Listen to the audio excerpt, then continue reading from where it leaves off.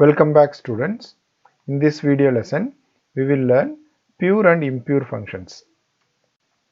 On the basis of functionality, methods can be classified into two types: pure methods and impure methods. We say method is pure which does not modify the original state of object, or they simply access the values that are passed to them. Pure method is without any side effect. It means it does not keep any hidden state inside it. The only result of invoking a pure method is the return value. Pure method can be called any number of times in any order.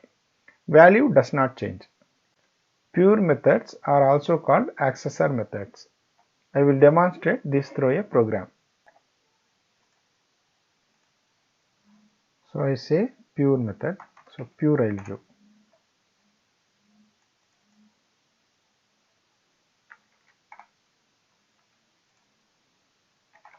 Class pure public static int large of I give.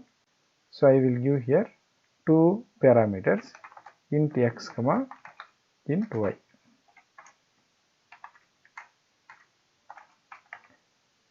Here I give a condition: if x is greater than y, then what it does?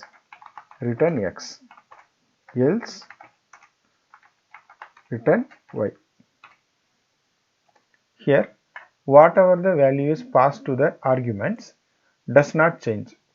It just checks whether x is greater or y is greater. In case of x is greater number, it returns x, otherwise it will return y. Here the arguments x and y are not modified in the method. So this is pure function. Simply we will run and check this. No syntax error. So I am giving 12, 6. So the greater is returned. Impure method. We say method is impure that modify the original state of object. Impure method may or may not return result. Impure methods are also called mutator methods. We will see an example program for impure method. Impure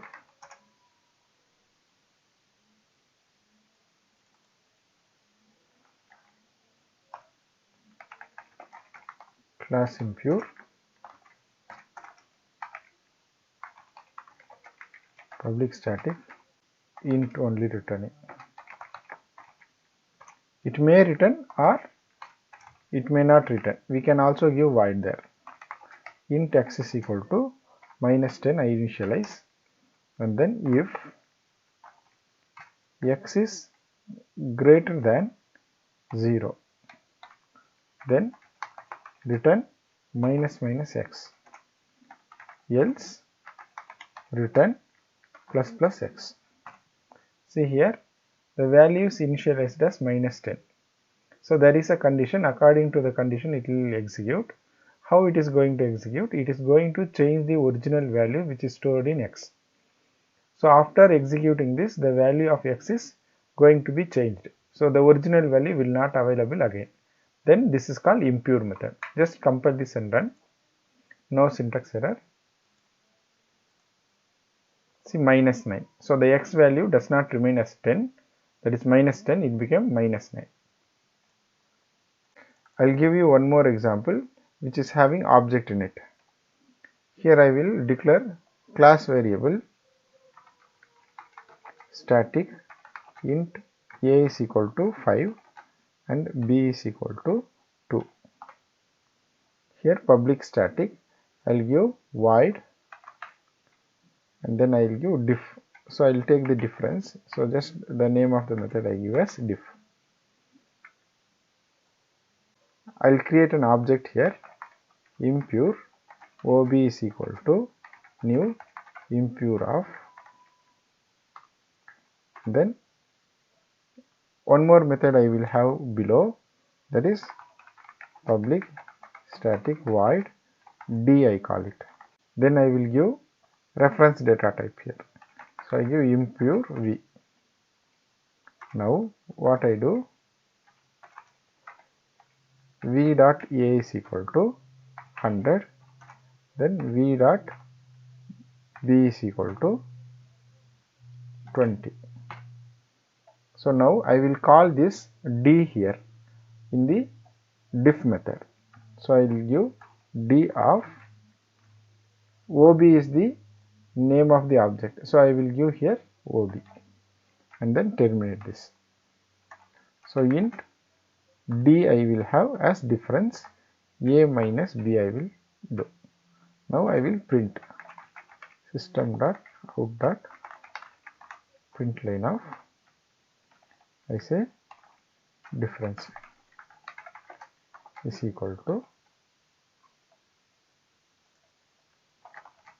plus d. Let us compile this. No syntax error. So here the value of a is 5 and b is 2, and then it has been modified when we create an object and then we give a reference data type. So it is getting modified when we call it.